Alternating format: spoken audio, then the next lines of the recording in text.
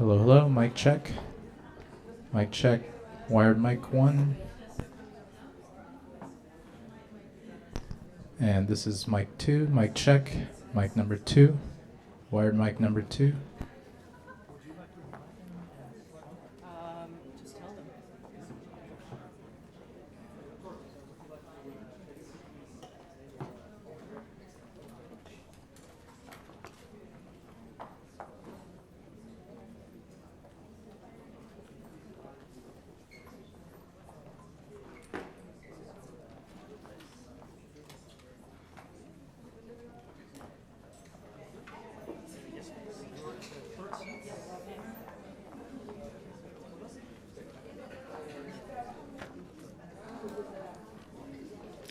Do you have another copy of this for me? Good afternoon, everyone. We will start shortly. If you can take your seats, please. Do you want everyone to sit in the audience first? No, we decided. Okay, so everyone's coming up. Okay, because Yeah, just because then yeah. their heads will be in front of the presentation. Like the last week, yeah, you're right. Because you see how yeah. the slide was so low. Yeah. Okay.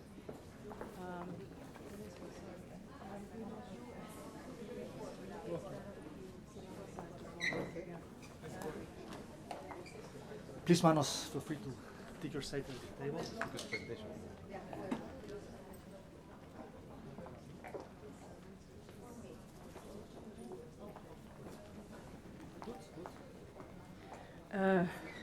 Shouldn't we?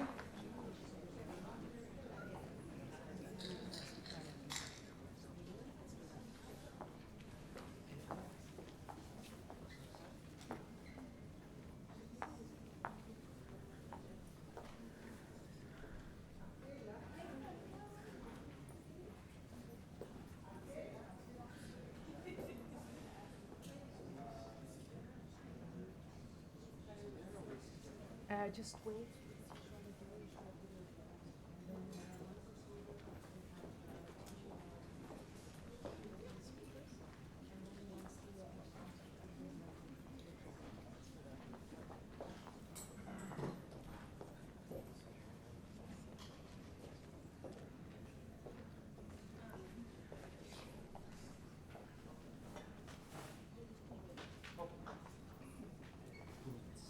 Two minutes. Okay.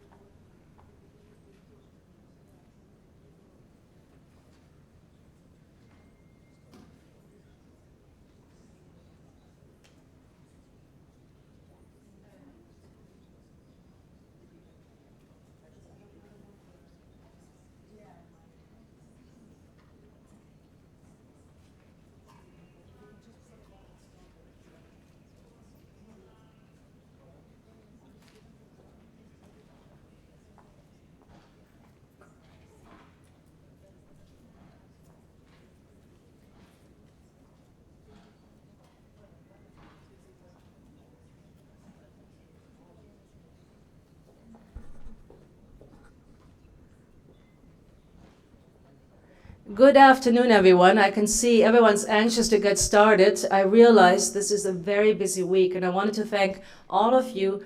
You've come in impressive numbers to this side event where we are discussing with you an evaluation, a quite unique evaluation, an innovative evaluation we've done on SDG 4.5. It was a small pilot, and we hope that this meta-synthesis, this evaluation of evaluations and evaluative evidence that's out there will inspire, will give us ideas, and will help us improve way down as we embark on delivering on Agenda 2030. So today is a modest start, but I'm really thrilled that we have a panel of experts from various countries that will speak to this report, what they take from this report, and where they see the way forward. So without much more discussion right now, I would like to start the session by showing a very short video clip that kind of summarizes what we've done in the last 6 months. So let us see the video.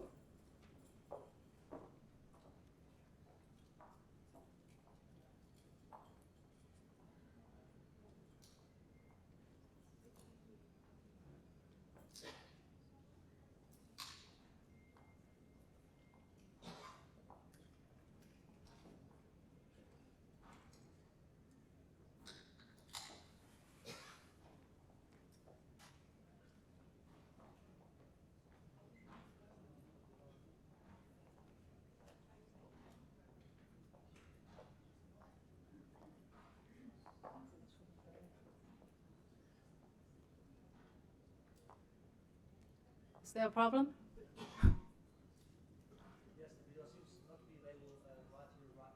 Okay, so let us then continue. So we will show the video maybe in between. It is indeed very short, and it would be good to show it. So let me start on this event with two keynote speakers, very short keynote speakers, because they are key policymakers in the international arena, and they've been willing to come here and speak to us today about their experiences. The first speaker is the Assistant Director General for Education at UNESCO, Mrs. Stefania Giannini.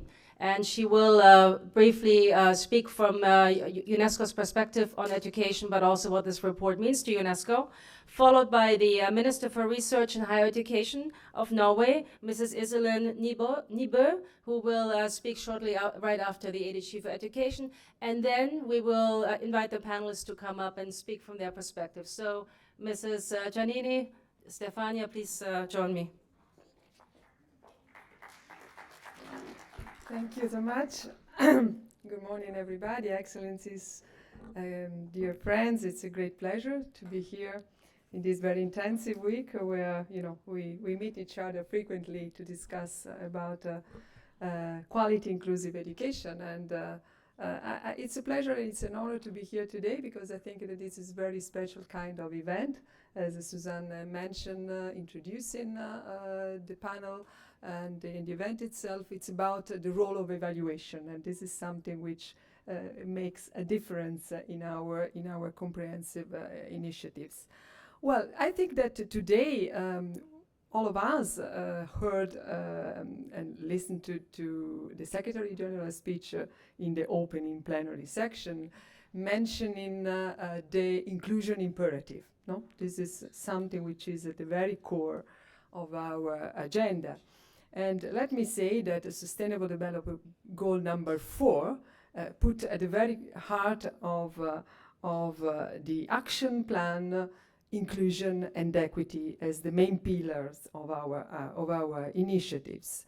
And for us as UNESCO, this kind of language, this kind of values, this kind of principles are really the ground of the UNESCO mandate since the very beginning.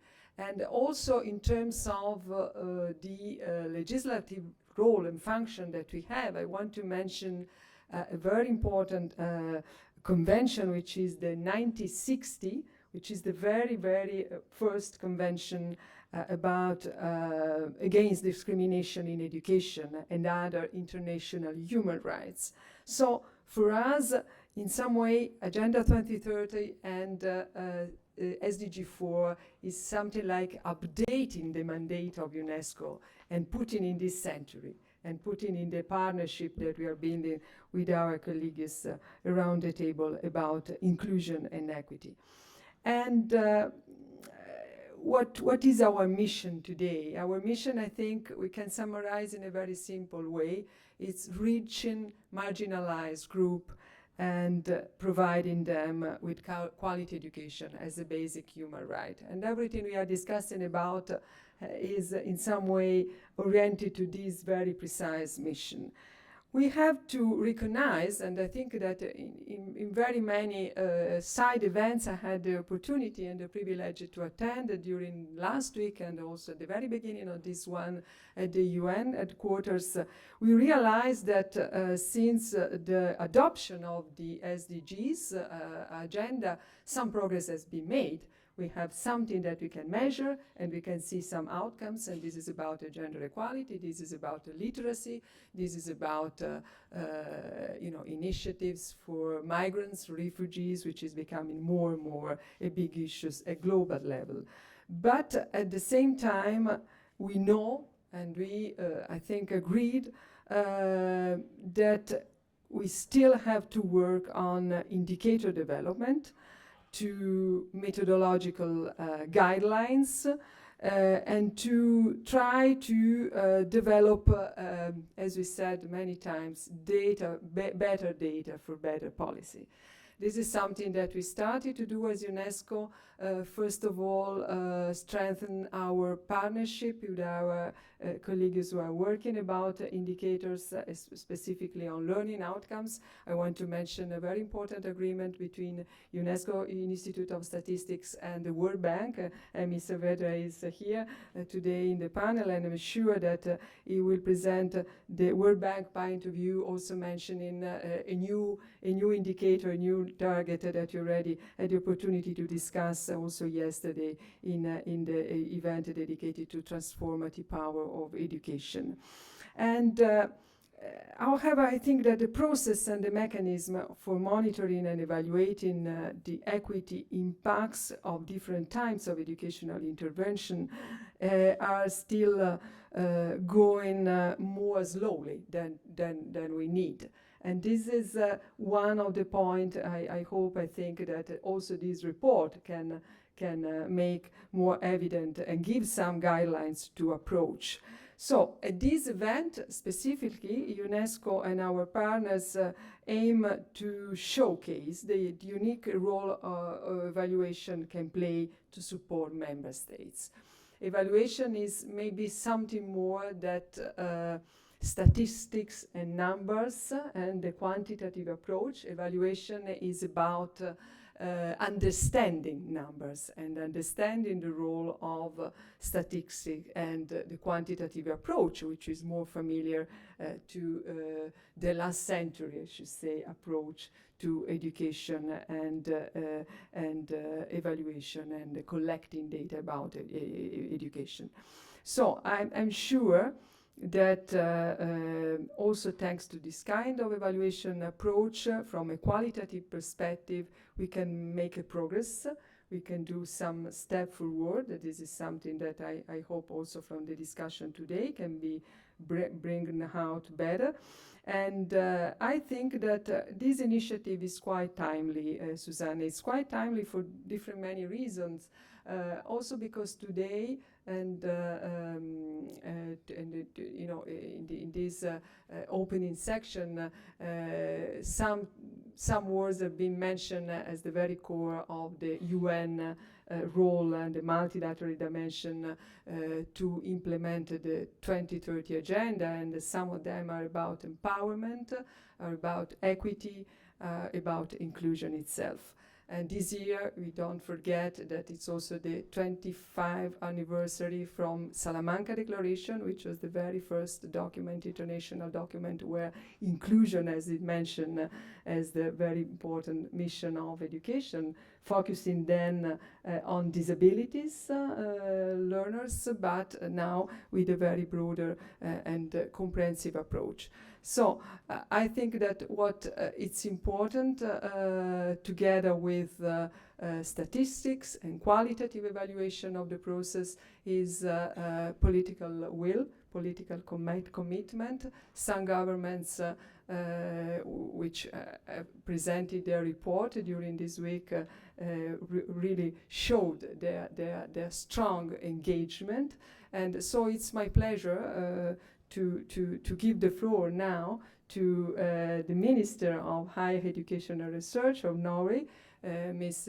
Isabel Nybø. We had the opportunity to share our points of view many times during this week, and we have recognized that Norway and your personal committee is something very important to implement our common effort. So I wish you a very fruitful discussion, and I must apologize that in a few minutes I have to run for another meeting, but I'm sure that the report and the video that you'll show later will demonstrate the role of this innovative approach to evaluation that can make a difference. Thanks a lot.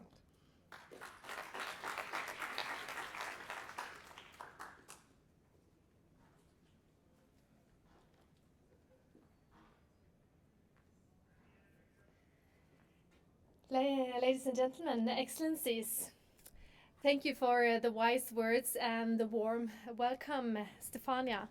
And thank you all for the hard work you have put into this evaluation study. It is highly appreciated.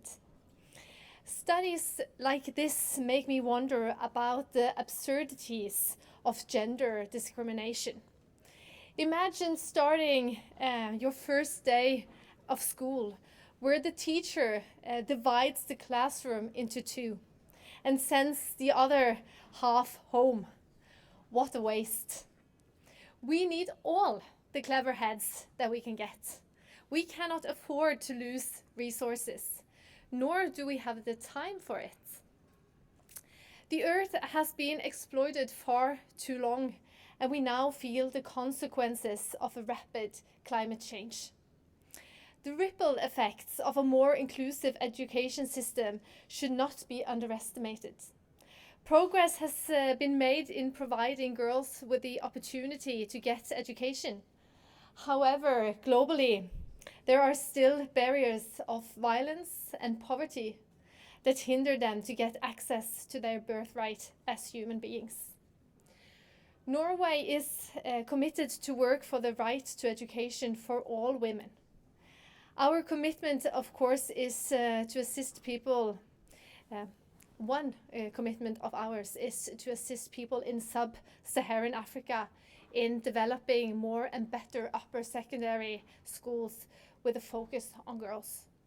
Another issue that is high on our priority list is assisting Syrian refugees to get the educational skills they have been deprived of due to war and conflict. The minds and skills of these women are much needed to rebuild their countries and regions to peace and prosperity. By providing them the right tools, we can help them succeed. There is strength in numbers, and the study, consisting of almost 150 evaluation reports, is something that will come to good use in our continued work on equality and inclusion. I have a faith that this is knowledge that can improve lives and fill half-empty classrooms. Thank you so much for your attention.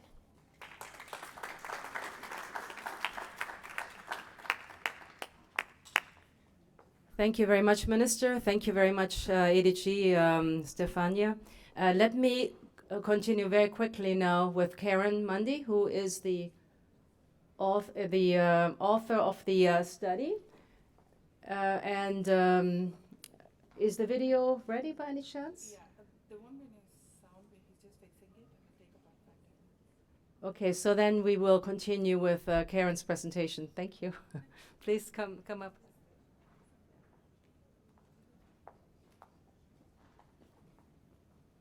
Well, good afternoon, everybody. I'm Dr. Karen Mundy from the University of Toronto, and formerly I was the Chief Technical Officer at GPE, where I had the chance to design the organization's M&E strategy.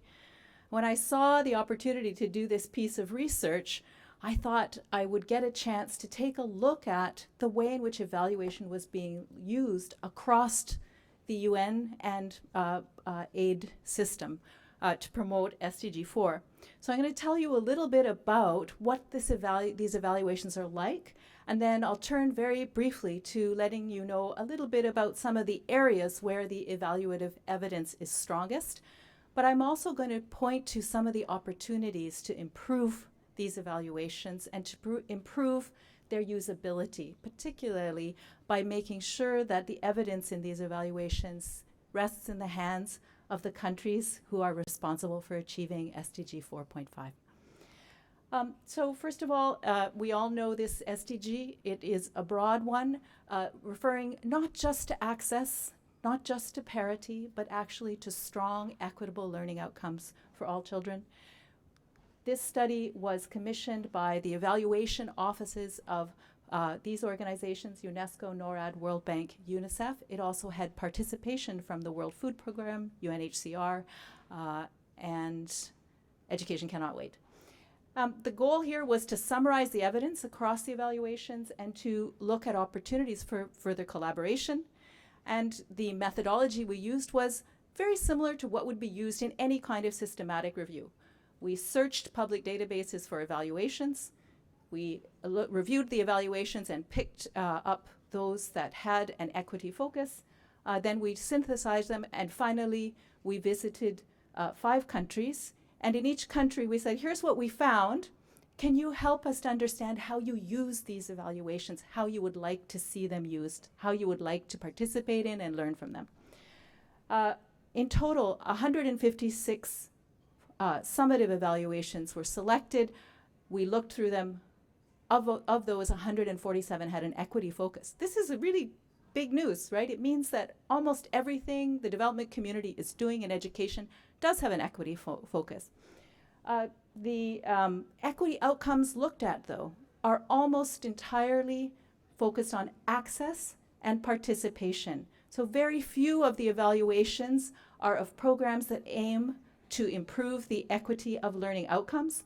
When they are, they find very little data on learning outcome equity. And I know we'll hear from the ministers today about how they're trying to close that gap with their own data. It's a very unique data set. It is not like the systematic reviews that synthesize randomized control trials or other forms of scientific evidence. This is evidence that is basically process tracing evidence. It is highly qualitative. Only 28 of the studies here had counterfactuals. But as a body of evidence, it has things that the more quantitative evidence doesn't have. Tells you a lot about why things don't work. Tells you about the implementation challenge that different types of interventions face. It is focused in Africa, which the other type of evidence is rarely, and it is often conducted in situations of conflict, again, where we have limited evidence about what works. Just to give you a sense of that, here's a map of where these evaluations or the programs being evaluated come from, and you can see this heavy emphasis on Africa. You can see here that a big focus in the database was on evidence about basic education, primary and secondary, very little about TVET, and very, very little about non-formal education. And so I think one of the gaps in our evidence is understanding what are we doing for those children who are out of school, a stubbornly large number of children out of school. How do we get them either back into school or educated? This evaluation evidence won't help us very much with that. Here we just show you the evaluations by the type of intervention, those that are really focused on families or children, like school feeding and so on, those that are focused on strengthening teachers. A lot of these evaluations are system evaluations. In other words, they're multi-component programs, they're sector-wide programs with components all the way down to households and families. And then there were a number of global or thematic evaluations that looked at an organization's portfolio. For example, everything that the World Bank has done on gender equality, for example, in education.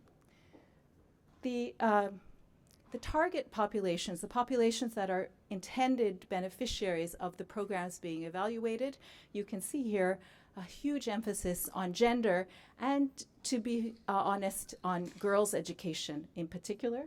But other forms of inequality are not evaluated. Even when projects had results, indicators in these areas, at the end of the day, they didn't have the evidence to report on these results. So the evidence is quite weak on disability and on other forms of inequality related to culture, language, ethnicity.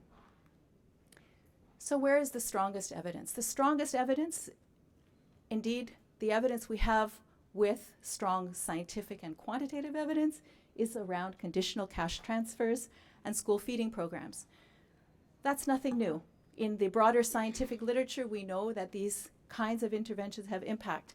But what's different in this data set are the careful attention to some of the side effects, some of the unintended consequences. And here you can see that across these evaluations, you see that school feeding programs, for example, can sometimes erode other aspects of education, for example, by taking education staff away from their line educative duties. There's really, as I said before, in this area, a lot more opportunity for evidence on non-formal education. We saw across the data set that the programs for non-formal or second chance learning aren't evaluated with good quality data about the learning outcomes or their cost effectiveness. Teachers in schools, shockingly little evidence in this data set about how to make sure that investments in teaching and learning produce stronger learning outcomes. So although most of those complex system level programs are aimed to improve learning, actually the evaluations at the end say, but we didn't collect enough evidence, the country didn't have evidence, we don't have data. But there are some areas around teachers in schools that did have stronger evidence. So for example, mainly linked to access. So yes, investing in infrastructure does get more girls and other disadvantaged populations into school. And yes, interventions in emergencies of the kind in this data set do help. System and sector level reform. Here the data is more cautionary. So it is mainly focused on what are the implementation challenges of delivering a multi-component set of interventions, a sector-wide program. And I think the evidence here was really curious. It made me want to go back into the data and ask, what else do we know? There was very suggestive evidence from a number of evaluations questioning the effectiveness of results-based financing. Something that we take as a gold standard in the aid regime turns out to raise many implementation challenges. There was evidence to suggest that complex decentralization reforms sometimes have awkward side effects for equity. They actually can reinforce inequality rather than improve equity in the system. And I think you could see across these system evaluations one problem. International organizations individually are supporting a country's sector reform. But they are not jointly evaluating with the country those reforms. So a huge opportunity for international organizations and governments to work together to do evaluations that are meaningful for countries. I'm not going to go over this slide, just to say country responses. So the data, the evidence was taken to 5 countries, and we had very rich conversations involving all stakeholders, not just ministry, but civil society, teachers, and so on. What did the countries tell us? First of all, they said, actually, in the country, one country that I went to, I was told, well, we actually don't really learn that much from these kinds of evaluations, but let us tell you about one evaluation that we learned a lot from. So first of all, countries wanted to be more involved in the planning and the design of the evaluations. They want to set the questions and work with the international organizations. They highlighted that joint evaluations where a group of donors and the government pools resources, are the gold standard for their own learning. They really like the idea of plain language summaries and synthesis. At the moment, there are multiple evaluations. You saw 30 to 40 a year. A country would like to know, well, what did you learn? Synthesize it for us in a simple way so that we can learn easily from it. So more synthesis and better dissemination. And finally, countries asked, how come this evidence isn't integrated with other kinds of research evidence that we have? How can we bring these two streams of evidence together? So finally, recommendations made in the report, and I want to just say these recommendations are targeted not only to the international organizations, but to our community, all the community trying to achieve SDG 4.5. The first, it comes out very clearly across these evaluations. I couldn't believe every single evaluator says at the end of the report, but there wasn't enough data to report on learning outcomes. Okay, we've got to address some evidence gaps. There wasn't enough data to talk about disaggregated outcomes except based on gender. Okay, we have an evidence gap. It's not solely the responsibility of evaluators to solve this, but surely they can contribute to it. Contribute to stronger and more consistently available data. Oh, and on evidence gaps, I wanted to mention areas of disaggregation like disability, ethnicity, and language are very, very important, not just geography and gender. Then strengthen evaluation methodologies. Yes, there were only 28 that used a strong scientific counterfactual within this data set. More can be done in that area. At the same time, there's an opportunity to enhance these large, complex program evaluations to use more of a theory-based approach and make them more rigorous, make them more comparative. In the whole data set, only one evaluation compared two organizations to see which one was more effective. So using comparison, yes, I actually think countries would like to know. If I have a donor leading my work in the education sector, being the core donor, is it better for me to choose organization X or Y to be the principal partner for this sector program? And then synthesize the evidence. Make sure it's available. Make sure countries have an opportunity to participate and learn from it. So I'll stop there. Thank you very much.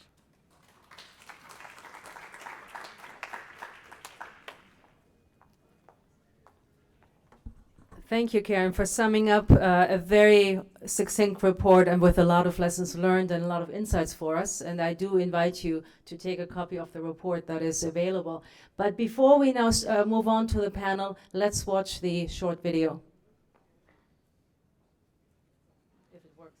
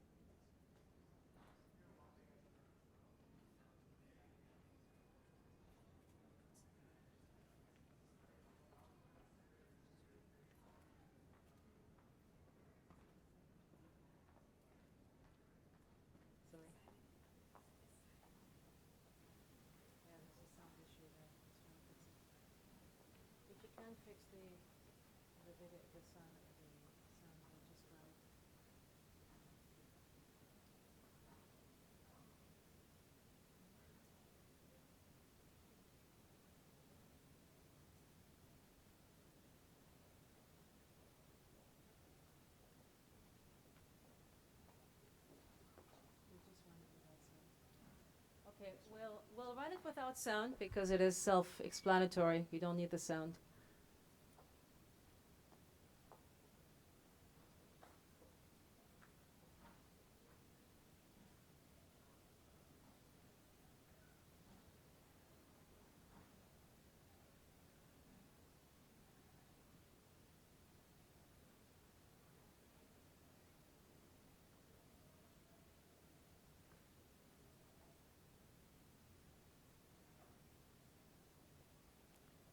So here you have some footage from the various meetings in the 5 countries.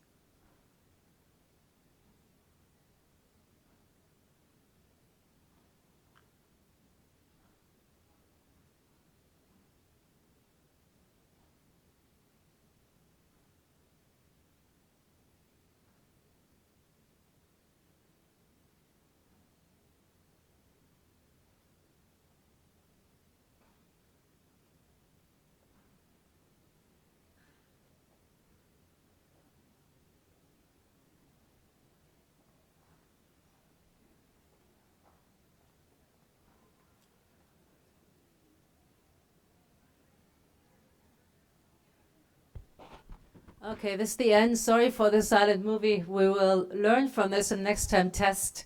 But let me with this invite the panel members to step up to the podium and join me. Please come join me.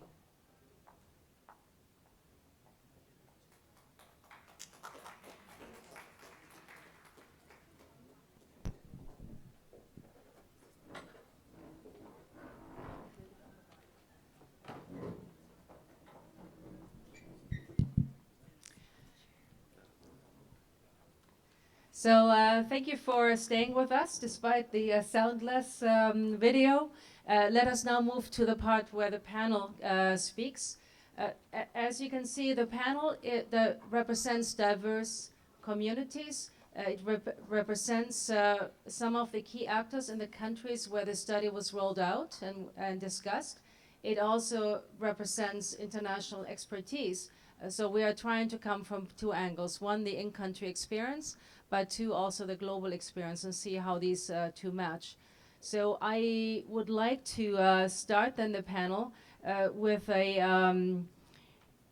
invitation to Mrs. Flor Pablo Medina, who is the Minister of Education for Peru, to tell us how in Peru you have received the study and what are the main challenges in Peru in the area of inclusive education, no one left behind, target 4.5.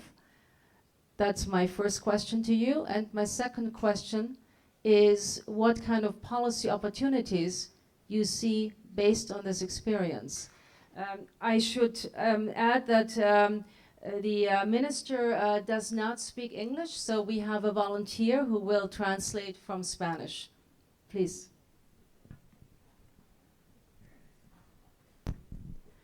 Muchísimas gracias, muy buenas tardes. Voy a contar con la ayuda de Tani, que me va a ayudar en la traducción. Vamos a hacer el esfuerzo de hacerlo despacio y que se pueda entender. Good evening, everyone. We're trying to do this translation. As slowly as possible to be as accurate as possible. Bueno, yo quería compartirles los desafíos que tenemos en el Perú respecto a los temas de inclusión y comenzar señalando que nuestro país, en el Perú, es un país con una alta diversidad cultural. Tenemos 49 pueblos originarios, muchos de ellos ubicados en la selva del Perú y de hecho también poblaciones en la sierra, principalmente quechuas y aymaras.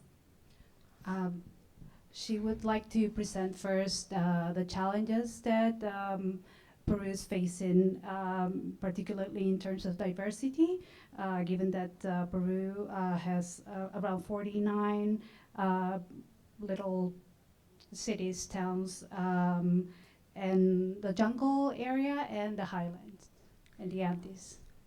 Uno de nuestros principales desafíos en esa medida es cómo cerramos la brecha entre lo urbano y lo rural, y en lo rural especialmente las comunidades indígenas, ¿no?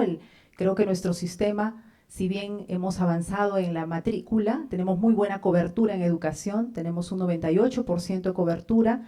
El gran desafío está en la calidad, especialmente la calidad de la educación en estas comunidades.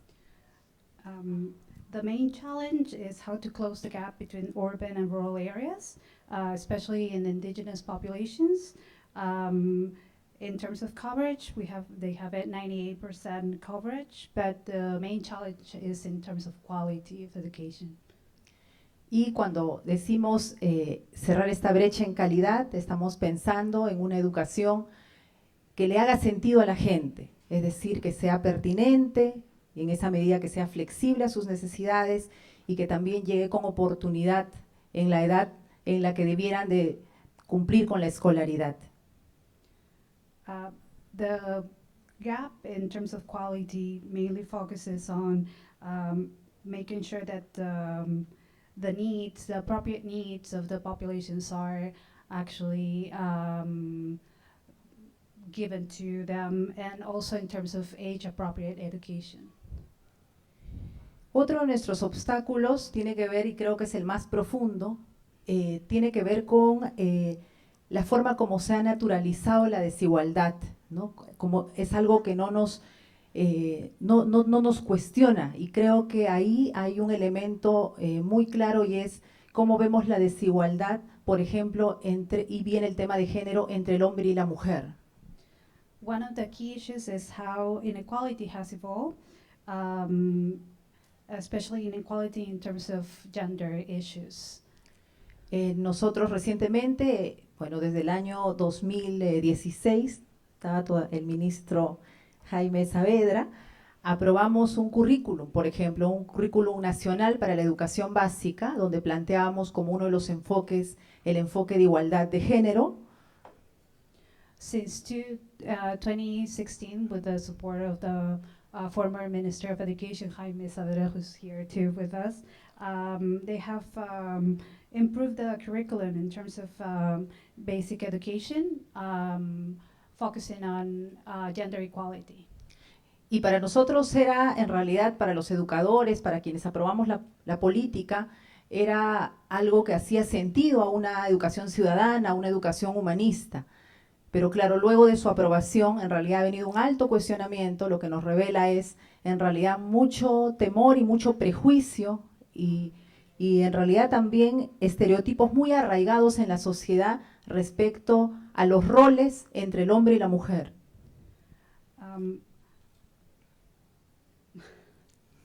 These issues were key for the educators and policymakers, but after they proposed and these changes, there were a lot of questioning from the government that have been a bit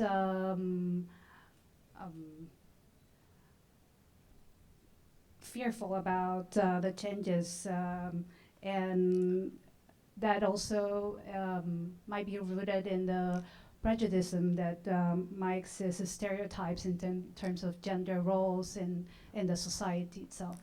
Claro, uno de los mayores desafíos o, bueno, obstáculos que se propone como desafío es cómo en realidad pasamos a unos cambios de comportamiento donde comencemos a cuestionar los roles, no solamente en la escuela, sino desde la familia, que es el punto de partida, ¿no? Entonces, plantear el enfoque de igualdad de género cuestionaba los estereotipos, cuestionaba hacer una educación libre de justamente estos estereotipos y ha generado una movilización importante, tanto de grupos, como seguramente hay varios en Latinoamérica, de Con mis hijos no te metas, con un respaldo alto también en el Congreso, que ha terminado llevando al currículum nacional a un proceso incluso judicial para que se pueda determinar ahí, pero afortunadamente se han pasado todos estos obstáculos, ahora tenemos un currículum aprobado. There were many challenges and obstacles, and especially in terms of behavioral changes, both within the school and in terms of also family views within families. But there has been a huge advance in terms of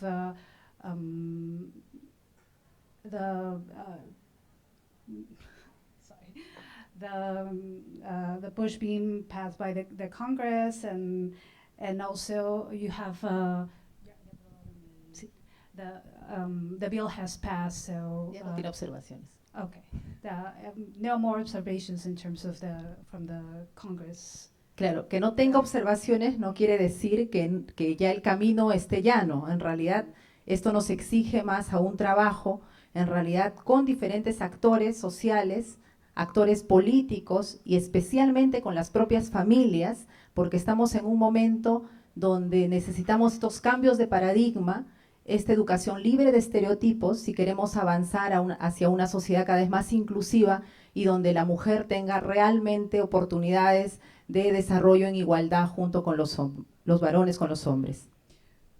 But this is not free of challenges, because you still have to work with families and to change the mentality for inclusion, particularly for integration of women into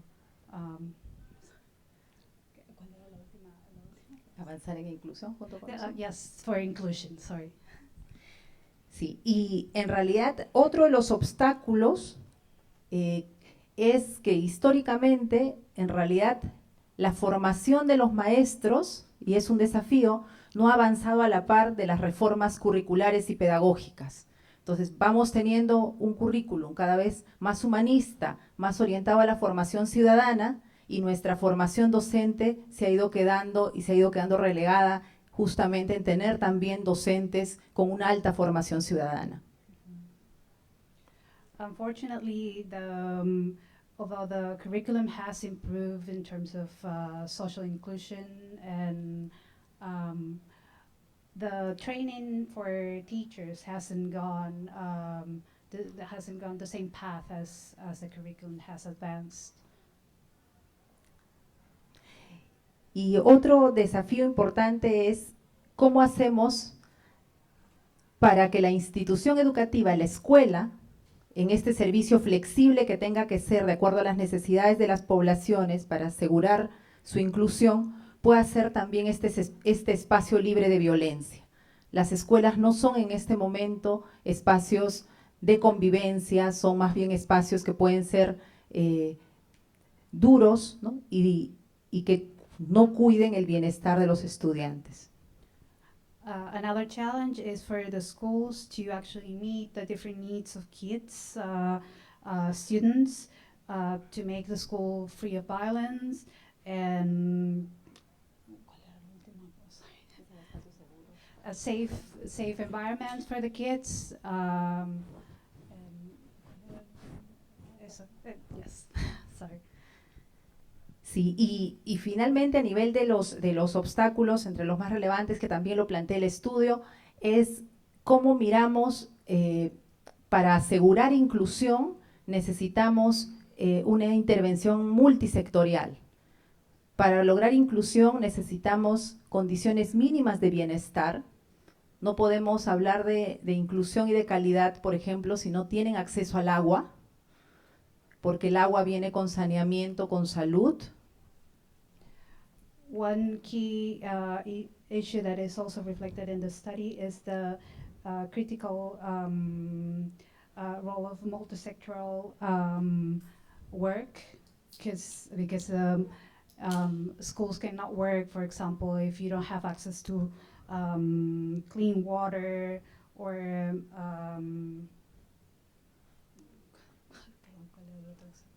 Bueno, uno es el tema del agua, ¿no? Como una condición de bienestar, porque está asociada a los temas de salud y de saneamiento. As a basic condition for safe environments. Y el siguiente elemento también para pensar es el tema de la alimentación, ¿no? And also in terms of nutrition. La alimentación y los temas asociados a las condiciones para el aprendizaje, donde un factor fundamental es que desde el primer día de clases esté el profesor, esté el maestro. And also in terms of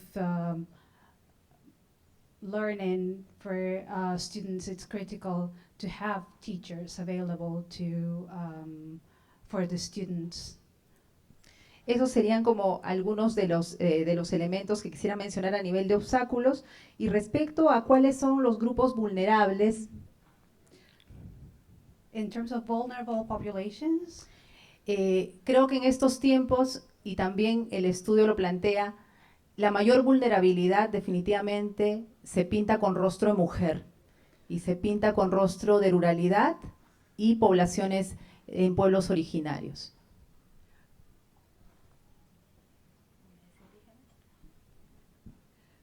And one of the key vulnerable populations that the study also presents is that vulnerable populations have a female, rural, and indigenous face.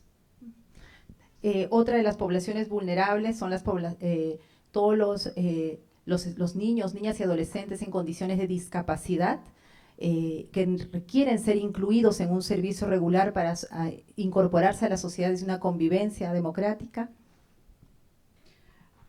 Another group that is being excluded is kids with disabilities that want to be integrated into the mainstream educational system. Sí, creo que el gran desafío en estos tiempos en los cuales estamos trabajando es cómo cerramos brecha en nuestras poblaciones rurales e indígenas, cómo incorporamos al servicio regular a las poblaciones con inclusión, con discapacidad. The main challenges in terms of closing gaps are rural, indigenous, and the populations with disabilities. ¿Cómo hacemos para reducir las tasas de embarazo adolescente? Also, how to reduce adolescent pregnancies. Por lo cual es tan importante, por ejemplo, la incorporación de la educación sexual integral en las escuelas. That's why it's very critical to integrate sexual education in schools. ¿Y cómo hacemos que el sistema esté preparado, el sistema educativo esté preparado para asegurar que las mujeres puedan culminar la secundaria y continuar con sus proyectos de vida? And one key issue for the education system in Peru will be how to create environments for women to finish school and move on with their family the rest of their lives. Nosotros desde el Ministerio de Educación tenemos hacemos uso definitivamente de los estudios que se hacen desde Naciones Unidas. Hace poco hemos estado en la presentación, por ejemplo, el estudio sobre migración, y viendo en realidad con mucho desafío la migración venezolana que tenemos en este momento en nuestro país, por ejemplo. The Ministry of Education uses the studies that come from the UN system. So she was also part of the participated in one of the conversations around migration from the Venezuelan populations now in Peru. Ese es uno de los desafíos en estos últimos años del país, por ejemplo, toda la migración venezolana que ha ingresado más de 800,000 registrados por migraciones, es lo que tenemos a la fecha, y una cuarta parte, de hecho, son menores que tienen el derecho de ingresar al servicio educativo. That's one of the challenges in Peru, the Venezuelan migration. Currently, it's estimated that around 800,000 people have migrated, and a fourth of them are school-age kids. Sí, y mencionaba lo de los estudios. Nosotros desde el Ministerio de Educación realizamos estudios asociados a los programas por resultados, pero necesitamos profundizar nuestra mirada en estudios cada vez más sistémicos, con un enfoque intercultural que nos permita justamente promover, encontrar información que nos ayude a tomar decisiones para este cierre de brechas y para poder lograr, por ejemplo, la inclusión, para poder lograr la culminación de las niñas rurales en la secundaria y así los diferentes desafíos que les he comentado. They have been using results, but they would like to move on to more systematic studies to be able to integrate the cultural elements and close the gap in terms of the inclusion of girls, particularly to improve the secondary education. Muchísimas gracias, y en las preguntas espero profundizar algunos puntos más. Gracias. Thank you very much, and she will follow up with questions at the end. Well, thank you very much, Minister, for sharing with us the special challenges of Peru. One of the challenges I'm picking up actually also was widely discussed in Lebanon, which was one of our 5 case studies, where the influx of Syrian refugees was a key challenge to the education sector, and where actually the progress that had been made slipped backwards because of the refugee crisis. So there are things Peru probably can learn from Lebanon. Let me move to my left to the Minister of Education from Nepal, Mr. Giriraj Manipokharel. You are actually not only an education specialist, but you're also a health specialist. So again, a link with the Peruvian presentation. So we would love to hear from you how you see the obstacles in your country to achieve SDG 4.5, and who are the most vulnerable groups in your country, and how are you going to tackle the special challenge of reaching them? Over to you, Minister. Thank you. Honorable Ministers and distinguished delegates, ladies and gentlemen. First of all, on behalf of the government of Nepal and my own, I would like to extend my sincere thanks to UNESCO for inviting us to participate in the valuable forum and panel discussion on evaluation of progress made against the SDG 4 Target 5. I also highly appreciate the efforts made by UNESCO, UNICEF, NORAD, World Bank and the entire evaluation team to consolidate evaluation data and information relevant to SDG 4 Target 5 on gender parity, equality and inclusion. This initiation making evaluation work for SDG 4 Target 5 provided a synthesis of recommendations, good practices and lessons learned which will help us to accelerate our progress towards SDG 4 and 5 and consequently Education 2030. I believe gender parity, equality and inclusion are at the core of education.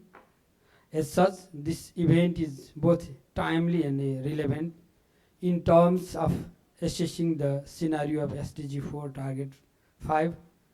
Accurate and reliable data and information presented in this evaluation are helpful to address the challenges facing in ensuring right to quality education of the disadvantaged and marginalized children. I am confident that the findings of this evaluation will be instrumental for guiding our strategies in the days to come. In this context, let me share the perspective of Nepal. Nepal is a diverse country. There are 123 languages, 125 ethnicities, 10 different religions, and extreme geographical diversity with flat plains, rolling hills, and high mountains. Thus, the diversity in terms of natural, social, and cultural settings defines the country's character. On political front, Nepal promulgated a new constitution in 2015 with the strong provision of rights-based approach in education. The constitution ensures free and compulsory basic education and free secondary education for all. The Free and Compulsory Education Act in 2018 provides a legal framework for the implementation of this mandatory provision without any discrimination. We have provisioned the inclusive and special education to cater to the needs of disadvantaged groups. I am pleased to mention that Nepal has commitment to gender parity, equity, equality and inclusion in education with legal and programmatic interventions. The consolidated equity strategy has been developed and is in practice with the aim to reduce the current disparities in access, participation and learning outcomes for children in basic and secondary education in Nepal. I further emphasize that our education system must be equitable and inclusive of every child, no matter what their mother tongue is, which ethnic group they belong to, whether they live in any ecological or geographical region. We are committed to addressing these issues while also taking into account the challenges regarding out-of-school youth, children, and with disabilities and second language learners. Nepal has achieved gender parity in basic education. The gender gap in secondary education is narrowing. However, there is still a significant gap in tertiary and higher education. Particularly, there are challenges in repetition rates and poor completion rates with certain groups of children. The gender parity index for the net enrollment rate remains at 1% at basic level and 0.99 at secondary level. Ladies and gentlemen, I agree with the observation made in the evaluation report. Despite gains in equity and inclusiveness in the education system in Nepal, challenges remain, particularly with respect to equitable access and learning opportunities, as well as transition to secondary and higher levels for the poor, those living in rural and remote areas, certain ethnic groups, and people with disabilities. Additionally, gender inequalities remain an issue as well, as reflected in the considerable differences in numbers of out-of-school boys and girls. However, I am confident that Nepal will be able to resolve these challenges and meet targets 5 of SDG 4. Nepal is restructured from unitary into a federal governance system, which is a transformation of historic proportion. Federal, provincial, and local governments share the responsibility to ensure quality education for all within their jurisdiction. Institutionalizing systems and mechanisms for shouldering the shared responsibility is now the priority of the government. Finally, I appreciate the initiative of evaluation team presenting the case of my country. I am confident that the information and data of program evaluation will inform us where we stand, why we stand here, and how we can accelerate our progress towards the SDG 4.5. The evaluation also shows our strengths in program implementation and areas of weaknesses where we need improvement. I reiterate my gratitude to all agencies involved in this initiative. I express the commitment of the government of Nepal to addressing the issues identified in the evaluation and accelerating the progress to achieve SDG 4 targets by 2030. I also reaffirm the government's commitment to expediting timely initiative in line with global commitments. I also take this opportunity to highlight the need for fulfilling all the international commitments for more progress on this goal, as well as all other interconnected and individual SDGs. I thank you.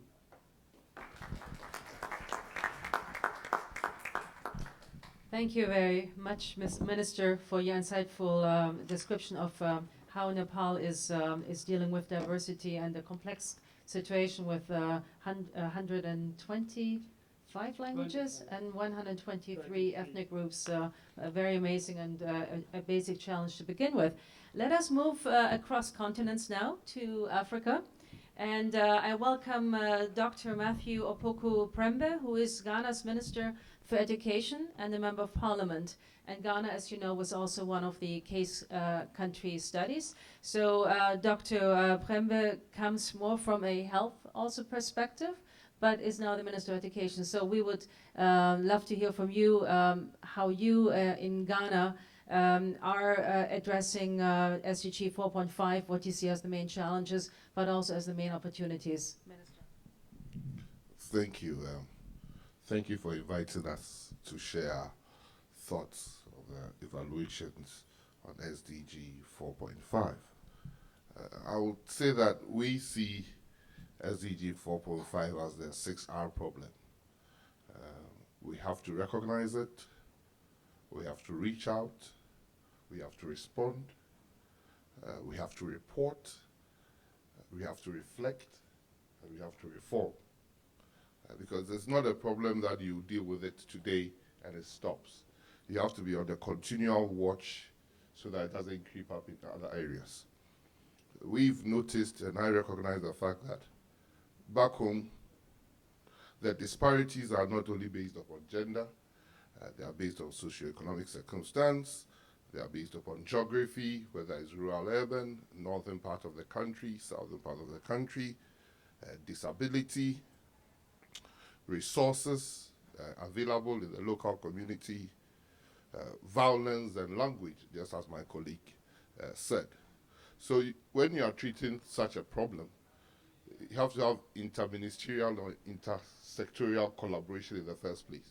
So we deal with it in support of other legislations and policy like people with disability, the Children's Law, People with Disability, Anti-Discrimination Act, and other ministries we collaborate with include the Gender Ministry, the Interior Ministry, the Health Ministry, whatnot.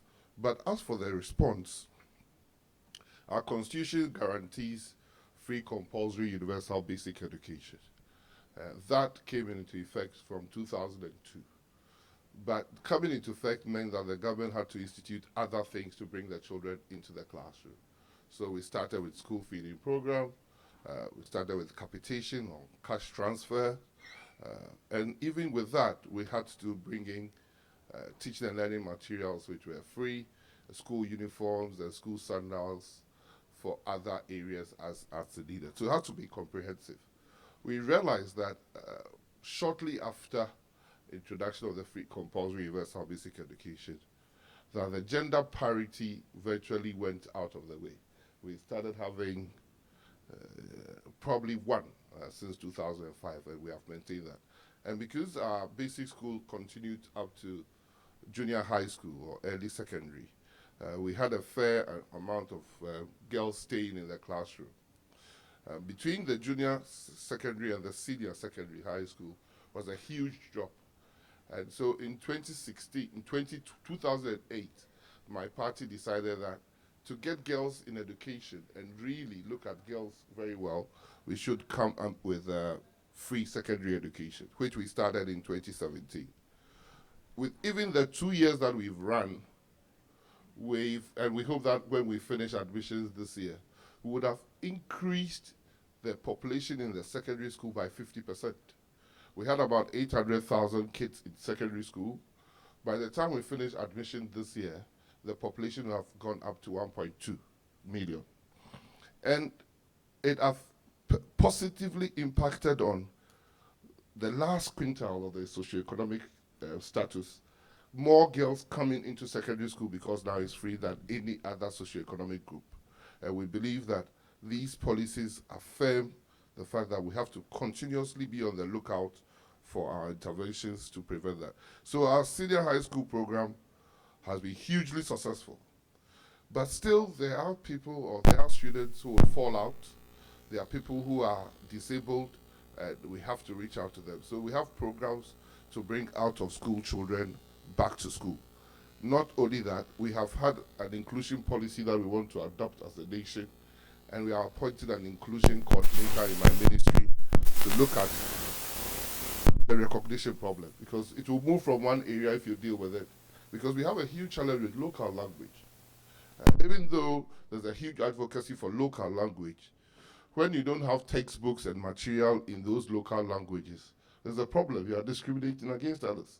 So even where we are trying to do local language, there are no-go areas in parts of the country. So we have to even treat the local language as a problem of inclusion and treat it carefully, because it turns out to be a political problem. You move from it being an education problem to a political problem.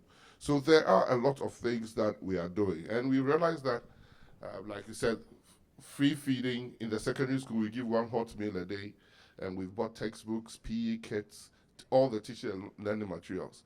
But when you look at other things like violence in schools, then we have to start looking at it holistically, because that also becomes an inclusive issue.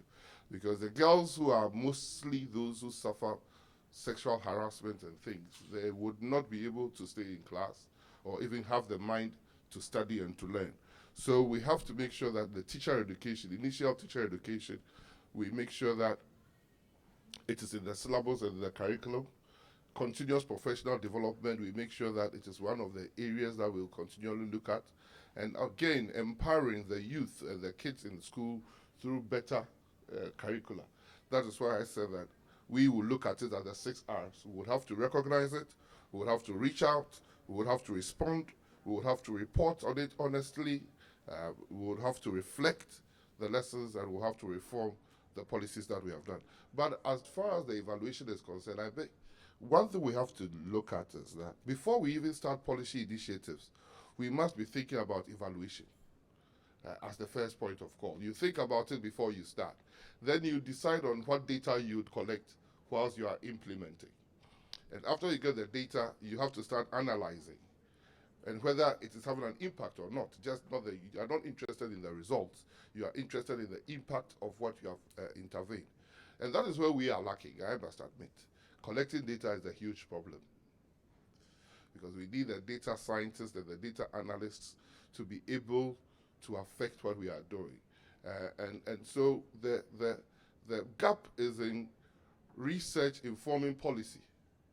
I'm not sure we do very well in that. Before we can do that, we have to get our evaluations right. So we need more support in those areas of data scientists and analysts and statisticians to inform us even before we start our various policy initiatives, so that if it's whether to do with targeting or whatever we want to do, we can do it better. So we see that going forward, we have to look at the evaluation even more important and do impact evaluations better than what we are doing so far. So thank you.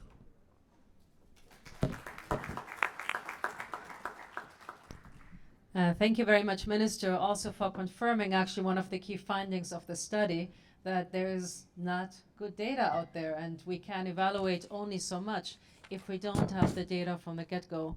So I think this is a really good segue to the final two speakers on the panel, because the final two speakers come more from a policy, from an international organizational perspective, and they complement the picture at the country level. So we've heard from 3 countries with diverse experiences, but with policies that some of them are working, they can be shared with others. Some of them may still need to be refined, because as you were saying, you need to keep learning, you need to keep adapting, and it is a comprehensive, complex, multi-faceted issue that needs to be unpacked at the country level.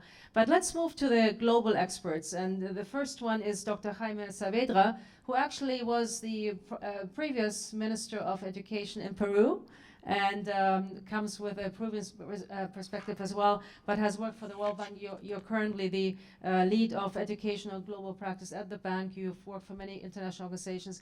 Dr. Saavedra, what can you tell us about the key challenges in education, and what do you get from the study? What do you think we need to do differently?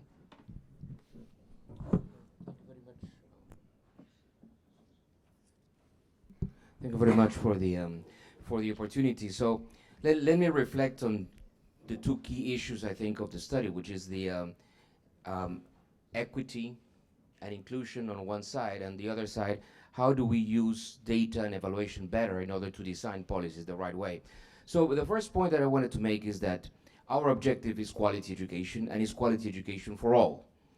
And the all, right, is a very charged word, actually, because that implies then if we want to strive for equality of opportunities, and we want to make sure that everyone has the opportunity to get the right education to be able to then thrive in life, that doesn't mean that everyone has to have the same service, right? To give the same opportunity to everyone, then the service might be differentiated between what we need to give to the person who is in an urban area or in a rural area, or someone who has any type of disability, or someone with a different mother tongue. So equality of opportunity doesn't mean the same service. Precisely, equality of opportunity means giving the right service to each person, which might be different and which might have different unit costs. But such is life, right? Sometimes it might be more expensive to give the same opportunity to some people, and that's our duty as a society. But then it comes the question then, how do we know what to do? And the first challenge, and I think Karen pointed out well, is the challenge that we have in terms of data, right? And Minister Prempe has mentioned the challenges that exist in terms of having the right data systems, that are the right education monitoring information systems. But I also want to stress something that Karen mentioned, which is the lack of data that we have on learning. And why that matters, because at the end of the day, that's one of our main outcomes, right? So if learning is one of our main outcomes, I mean, it is really a tragedy that we don't have the right data on learning for all countries, for all schools, and with the right frequency and with the right quality. Now, are we better today than what we were 10 years ago? Yes, of course, we are better today. Better enough in order to be able to say that we are living a learning crisis, right? Maybe 10 years ago, we didn't know that we were living a learning crisis. Now we know. Now that we have enough data, although very scattered and low quality, particularly in low-income countries, but we know enough in order to say that we have a very, very large challenge.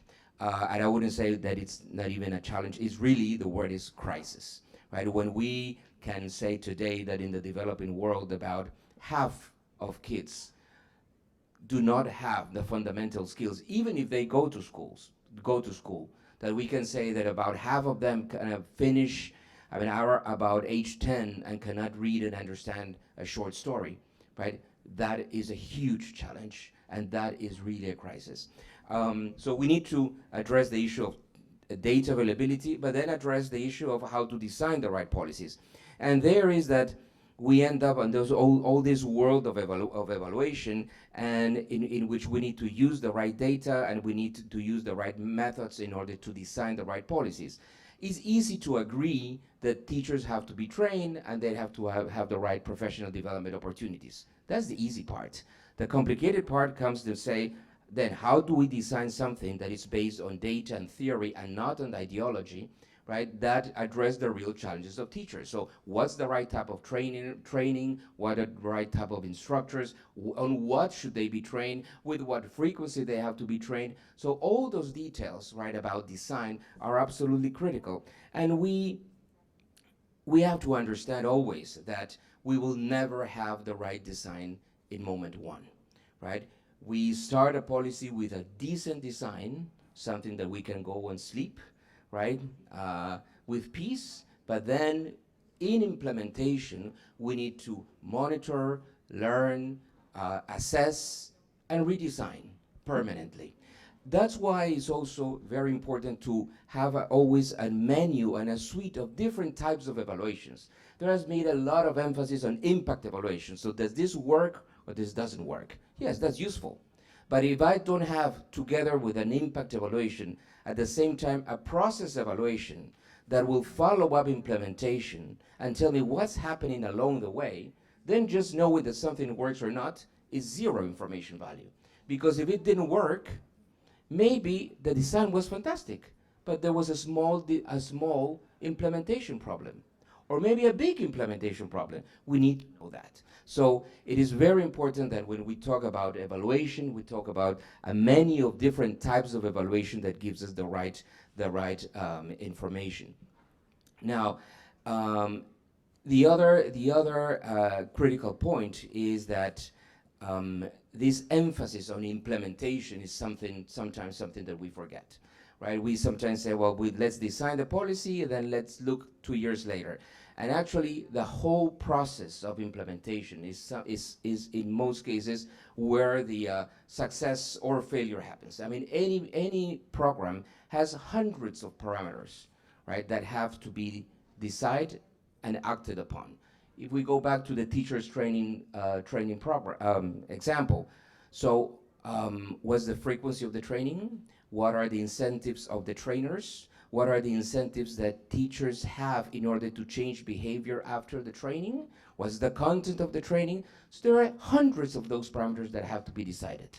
So we need to decide upon them and check if they are well implemented in order to say if this is something that should be revised completely or should be just adjusted. And then we close with our role as international organization. The first one is the issue of data. That is something in which we should work more jointly with countries in order to develop the national capacities, right, in order to measure and assess learning. Second is that all information that has to be that is produced in terms of data, and all the decisions about what to evaluate and how to evaluate and what are the key questions are questions that have to be owned by the country. Those have to be country-specific questions and country-owned questions. They are not questions that will come from just an academic interest, even if the academic interests are very valued. But the reason we do evaluation is in order to design policy and take decisions about policy. We cannot operate bilaterally. Unfortunately, we still see in many countries different donors or different international organizations engaging with different ministries or different departments within a ministry, each one looking at a specific issue, creating its own database, looking at its own valid, right, research or academic questions. That cannot happen that way. I mean, countries have to be on the driver's seat, and the country team, the government team is the one who has to decide these are the key issues that we need to confront. Of course, technical assistance and support is great, right? But countries have to be on the driver's seat. Third is, let me know how to put this. I don't like to use the word best practice, right? And there has been a lot in the international communities. Let's bring best practices, right, to a specific countries. I don't like that phrase, best practices, because something that maybe was a best practice in this country in this moment was not, it will not be a best practice in this other country in this other moment, right? So it is very important that we systematize all the practices, all the experiences, good or bad, right? And that will inform me, if I'm a minister, will inform then what is the right design. And something that maybe will not be qualified as a best practice because it was a failure in this country, maybe that is something that provides very important lessons for the design that I have to do today. And lastly, when we design something, we design what is the best possible thing to do at that moment, given the human resources constraints, given the managerial constraints, given the political constraints in a country in a specific moment, right? So sometimes we need to make sure that we are designing something that is good enough at that moment. Sometimes on hindsight, we say, look, you should have done it in this other way. Yeah, maybe, but I mean, given the political constraints and human resources constraints and managerial constraints, that was the best possible policy at that moment, right? So when we do evaluation, we need to take those considerations for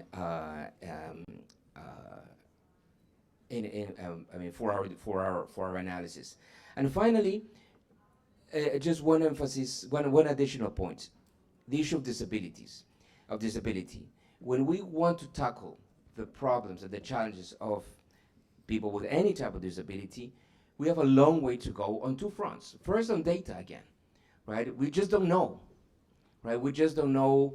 I mean, it is true that it's difficult because people have different degrees of disabilities, right? And different aspects of even one type of disability. So measuring what is the population upon which we need to act, it is difficult. So we need to invest much more, right, on the details about the right data regarding that issue. And second, it is a very important point of the study that Karen presented, that we do not know enough in terms of what works and what doesn't. I always see, and it's good that I see the ramps in schools, and that is kind of the signal that now we care about children with disability.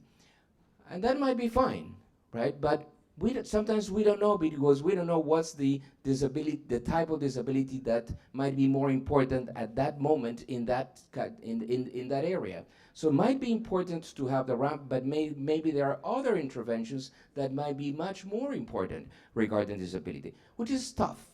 It is difficult to know what exactly is the right intervention, but much more has to be invested in terms of knowing what works and what might not work in this area. Thank you very much. Thank you very much, Dr. Saavedra. This echoes the comments made by Mrs. Giannini from UNESCO that talked about evaluation, explaining the data. You may have data, and we know the data is not as good as it needs to be, but then once you have the data, what does it mean? How do you explain it? And how do you bring in the good practices from elsewhere? And we saw with this study, it's very difficult. It's not in one place. It's scattered, and even at the country level, and here goes to your comment on national ownership. It needs to be at the country level, because if we're not using evaluations, if we don't ask the right questions, we're never going to get the answers.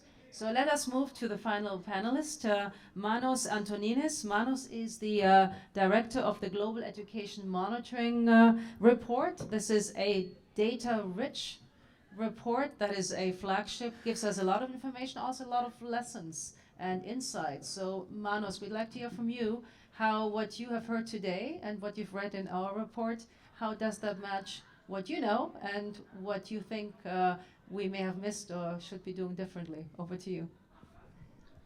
Thank you, Suzanne, and thank you really for this invitation, and such an honor to be on a panel with three of the countries that we love, championing in the report for the good progress they've made over the last couple of decades in education. And also with the great opportunity to see the agencies themselves aligning and pulling their efforts together on such an important topic. That's, I think, a very good sign about how things could be done. As for me, I'm really very happy to be on a panel on evaluation. I think maybe more than most people in this room, whenever I see a logical framework, I get very excited. I think this is perhaps the most boring part of a project, but for me it's really the core of what we are supposed to be doing. And I always run and look for the assumptions behind the logical framework of any development intervention. And that's where we often get it wrong. And I think that's precisely what you were mentioning earlier about the process. We make certain assumptions about how our intervention is going to work, but most of the times it just don't materialize. So let me start by saying that it is a very broad topic that we are raising here today. One can see it from the perspective of the international agencies and the need to follow good 8 principles of development effectiveness, but it's also the perspective of the countries and how countries can use the results of the evaluations that are primarily serving the organizations. How could they then use them for their own purposes and inform their own national evaluation practices? So this is quite a broad range of issues that one may need to be thinking about, and it's, the messages are not always relevant for everyone, although I think Karen's key recommendations really were very, very well focused. The first challenge that we're facing is precisely that we may have an evaluation of intervention, but did we actually do the right intervention in the first place? And I think that was one of the questions. What is actually holding us back from progress towards equity and inclusion in education around the world? And sometimes it's things that are not very easy to evaluate. Jaime was yesterday very eloquently describing the role of leadership in education, and that's leadership at different levels, at the school level, but also at the education authority level and at the ministry level. And the key for making progress towards inclusion is whether all these officials and leaders of education are imbued with the spirits of inclusion, with this desire to be transformative. And that's very difficult to do, but also we know that there are very few programs that are focusing on building this leadership capacity that we need to make these changes. So are we doing enough on where we need? And language was another issue. All 3 countries are struggling with the multilingual environment, just as they're rich in it. They're also finding it politically difficult to introduce multilingual education. How nice it would be really to be able to demonstrate how we can overcome these issues, which are not just the issue of intervention per se, but of whole political thinking behind how we can change attitudes towards such a problem. I mean, there are, for some of these interventions, there have been the famous now randomized controlled trials, but I think we have also reached the conclusion that the evidence that they produce is not enough to tell us about what we can do at the system level. Because ultimately, most of the problems that we have for inclusion are multi-sectoral, and I think that was already mentioned earlier by the minister from Peru. And that was also key of the messages that we had in our publication for the high-level political forum, the Beyond Commitments. Ultimately, most of the problems are really multi-sector, and I refer to all population groups. You cannot start going individually for every single group and try to have policies that are specific for them. But then when you really think of the holistic change that the system needs to bring, that's very, very difficult to evaluate. Let me say a few things about data. One of the key challenges I had before joining the report as a consultant working on monitoring and evaluation projects was that it was very difficult to engage in discussion with a ministry as to the types of data, alternative data that are necessary to evaluate progress towards inclusion. For example, countries and ministries of education are used to their education school census, but the information you really need to identify progress on inclusion comes from household surveys. But it was always extremely difficult to say to a ministry that actually if you sample 200 schools and the families around it, you'll get very rich information. People would not have enough trust because there's this issue of the data literacy and the evaluation literacy that needs to be built. I think it's a very important issue. And indeed, we wouldn't even be here talking about equity and inclusion if we hadn't had this wealth of information that came in the last 20 years that has really opened our eyes. And it's not only learning data, but it's also the survey data. And even if we do get ministries around the world to understand this richness that this data brings. Then what also is still lacking is how we bring all this evidence together. 2 years ago, in our 2017-18 Global Education Monitoring Report on accountability in education, we described how only 1 in 4 countries regularly have a national education monitoring report, let's say our national cousins, our counterparts, because there is very little commitment still in countries to bring all the evidence that they have together and relate it to the government policy. And that should be really the basis for the so-called joint sector reviews that exist in many countries around the world today. But still, there is a reluctance to synthesize and link the evidence that we do have to the policies that operate. At the same time, we did identify that there are initiatives that often are not widely recognized through the national audit offices in many countries to build evaluation capacity across government and also in poorer countries, that the role of these agencies needs to be taken very strongly into account, because there are good practices. It's just that often don't reach the education sector. But I think investment in that area would be very, very useful. Let me conclude that my experience, I arrived in a middle-income country in Europe in the mid-2000s to support the use of data for policy making. And I have to say, after 6 months, I realized it was a thankless task. Yes, there was data, we could use data, but the evaluation culture was not strong. The idea that is let's say, a cultural issue. It's not something that you can build with one expert who can do the consulting for you, even if it's a national consultant.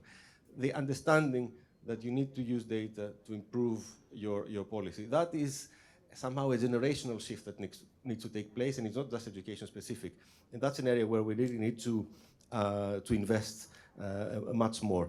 I think we should not forget also how difficult evaluation in education is, because the learning data, in order for those to change, it takes time, and often these go cross political mandates, and there's often playing with years and different governments, one shifting the blame to the other. So it's very difficult to do evaluations of this kind, specifically in education, unlike in other sectors.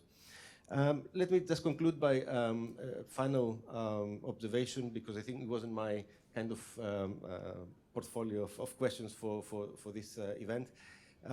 Our report is, of course, a global education monitoring report, and we take the global monitoring framework, the SDG 4 monitoring framework, a very, very, very thoughtfully construed monitoring framework that I really believe has taken us forward. Of course, there's often criticism, we have too many indicators, but the breadth and depth of it, I think, could be a potentially very, very powerful formative tool for governments around the world, in rich and poor countries alike, to make progress. The question was, do we also need a global education evaluation framework? And I would say, well, yes, we do. To a very large extent, the report does fulfill this role. Back in 2015, when we reviewed the implementation of the Education for All agenda between 2000 and 2015, we did commission a specific evaluation work that tried to look at the role of different actors, primarily the convening actors, because of course EFA, like SDG, has the convening international agencies behind it. And I believe it was a function we fulfilled with strong commitment to identify how all these initiatives and coordination mechanisms, what exactly would one expect, let's say, from the international community to achieve in order to make progress to SDG 4.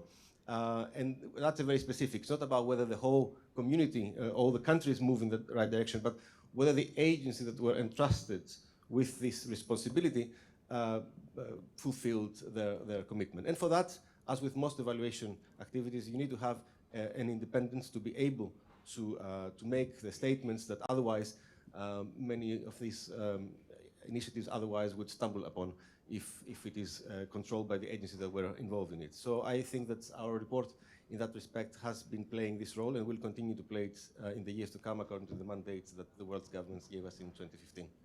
Thank you.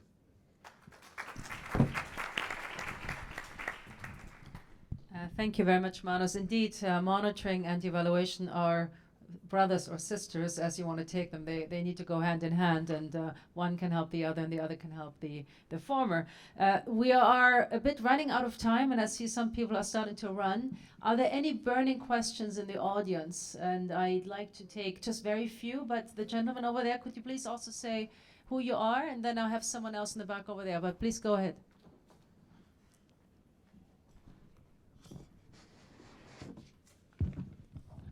Yeah, thank you very much. My name is Alex Tete, MP. This is my education minister. First of all, let me thank the Minister of Education of Ghana for the work he's doing in the education sector. I must say that this is the best minister we will ever have in Ghana in terms of the education ministry. The introduction of the free senior high school and other reforms that he has introduced since his appointment. But my question goes to my minister and Nepal minister. If I heard him right, that you have introduced a bill for free school in your country. How sustainable is this policy in terms of financial constraint? Thank you. Thank you. Let's take the question from the back there as well.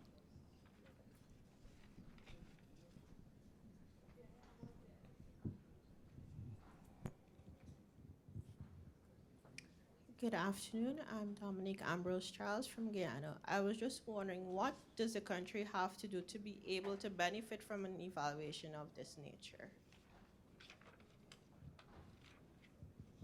Thank you. Any more questions? No. So let me ask first the minister from. Sorry, one more. Two more. Okay. Let's have those two. Thank you very much. I'm also Patience Sampoma with the National Development Planning Commission, Ghana. So my question, it's more of a comment with regards to evaluation. As we are already aware, the M, which is monitoring, is more enhanced when it comes to its operation than evaluation. So with regards to the various support from our development partners or elsewhere, what can we do to probably make evaluation very simple? Monitoring is quite simple, but when it comes to evaluation, it's very technical, and I believe most of our constituents, even at the sub-national level, are not able to get their heads around it. So can we have a discussion around how we could make evaluation quite simple, so that it will be part of every program or project being implemented. So we don't necessarily need a huge fund to conduct that kind of study. So how do we go about it to ensure that it is very easy to do and forthcoming? Thank you. Thank you. And one more?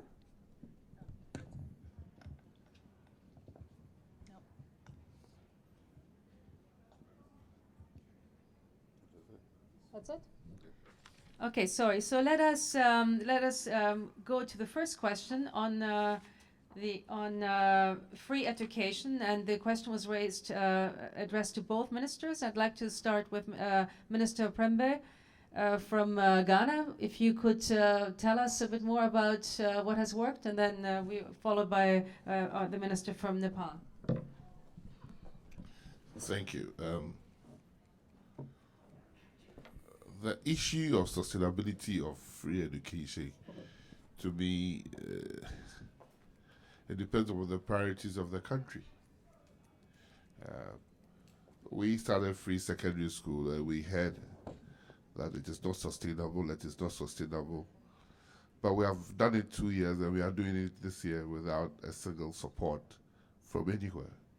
Because we have a president that believes that the strength of the nation depends upon its developed human resource capacity, and that if our oil wealth should be directed towards education, there is where it should go, because the benefits of educating the society trumps, and I use the word trump carefully, trumps every other thing about natural resources that we have benefit. We in Ghana have almost every natural resource you can think about.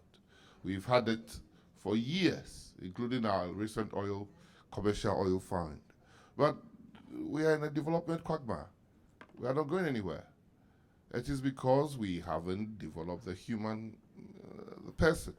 And we've seen countries without absolutely no natural resource that are economic giants, like South Korea, like Japan.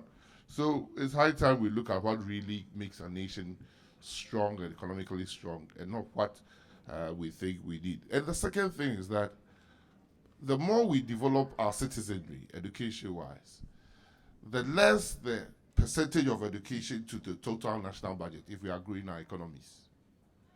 So we'll have the two curves, one going slower than the other, if we prioritize well. And I believe that even in Ghana, where we started from, we've seen our resources or economic growth going far in excess above our population growth, and for that matter, the growth in the budget of education. And that's how we have to see it. First, to make it your own priority, and then the others would fall in place.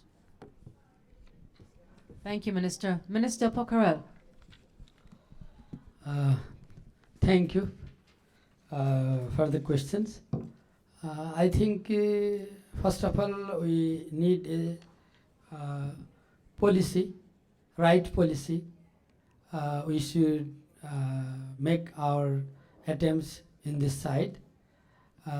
After the promulgation of Constitution, we became success to make our legal provisions. The second, for the sustainability of the free and compulsory education, we should increase the budgetary side. Now, up to the 8th class, we are in a process of compulsory and free education.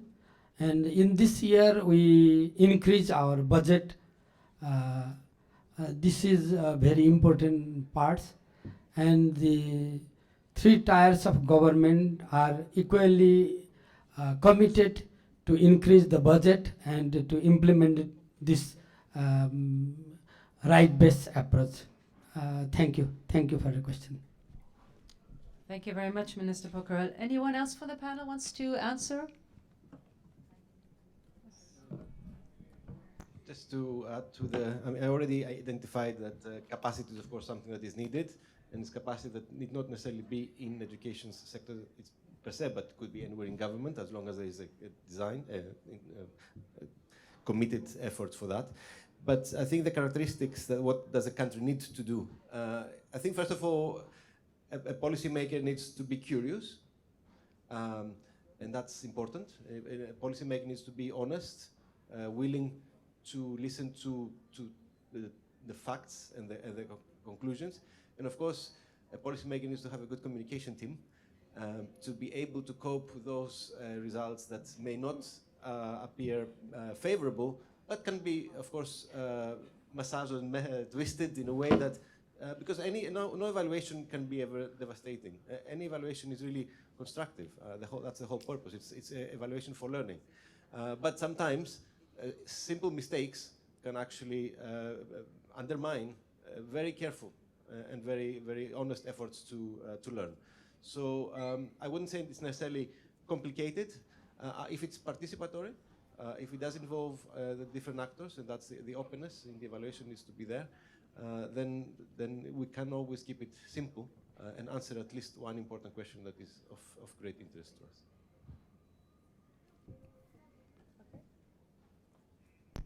Okay, thank you very much. In the interest of time, I will not summarize what I think was a very rich discussion. Many different perspectives. We saw parallels. We discussed the need to learn from each other, not necessarily about best practices, but hear from others what has worked in their context and see whether that works for us. We need to experiment. We need to learn. We need to design better, and we need to design with an eye to evaluation.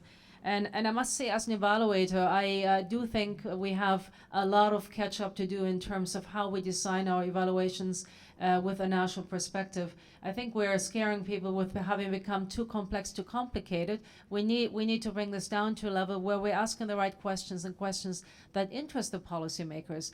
And in order to do that, we need to speak to the policymakers at the country level. We need to speak to the constituents at the country level, so civil society, academia, and jointly create a national evaluation agenda. So I think some of the comments made here speak to that. If your countries have a national evaluation agenda, you can do it, and it can be done participatory, as Munoz was saying. It can be done by extracting lessons learned from elsewhere. This is what we've done today. It can be done by asking new questions. Be curious and make sure you ask the right questions, because the data will not explain everything. It will hide things. And when we talk about inclusion, it will in particular hide inclusion, because they're small figures sometimes, and they're pockets, and they are not visible. So unless we're doing the right approaches, the right questions, and unless we're inclusive, we're not going to be able to learn. So I do hope that this initiative with 5 country workshops is a good example for how this could be done. We thought that the country workshops were extremely rich, and I wanted to again thank the 3 ministers here for being part of this learning experience, this journey, because at those workshops we saw that evaluation serves to open space for discussion. It serves to learning, and I think that's when we get the evaluation culture we need, and that's when we start improving programs. So let me move close with these words, what my part of the session, and I would like to invite my colleague George Larrea-Ajay, who is the Director of Evaluation UNICEF and our critical partner in this. Without George and his team, we couldn't have done this, and I think what you've seen in the report or what you have heard today is to the credit of UNICEF, the World Bank, and NORAD, the partners in this exercise. And we'd like to do more of this, and we'd really like to continue this discussion further on. So George, could you please come up?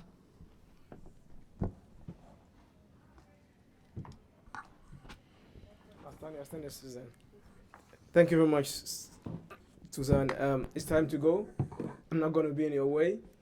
I'd like to just thank our panel, my brother, Opoku, Akwaba, and thank you, and our colleagues from Peru, from Nepal, World Bank, and the brain behind all the numbers. Also to thank our minister from Norway. Thanks for coming. For UNICEF, UNESCO, World Bank, and NORAD, the journey has started. We've listened carefully. In particular, we've paid attention to concerns about how heavy our processes can be in terms of generating evidence. We will work with you to improve the way evidence is gathered and analyzed. And we hope that next year we'll be able to engage with you again. The question of inclusion, the question of empowerment, these 2 questions are core to progress. We know the barriers are not easy. Language is a big one. Diversity in various forms is a big one. And no single policy can address them. But we know some countries have embarked on multiple policies, like free education combined with feeding and so on. And we look forward to learning from you all. Again, to thank Susan, my colleague here, and we hope that next year the same group can reconvene to see how far we've come and perhaps to chart a stronger way forward. Thank you very much.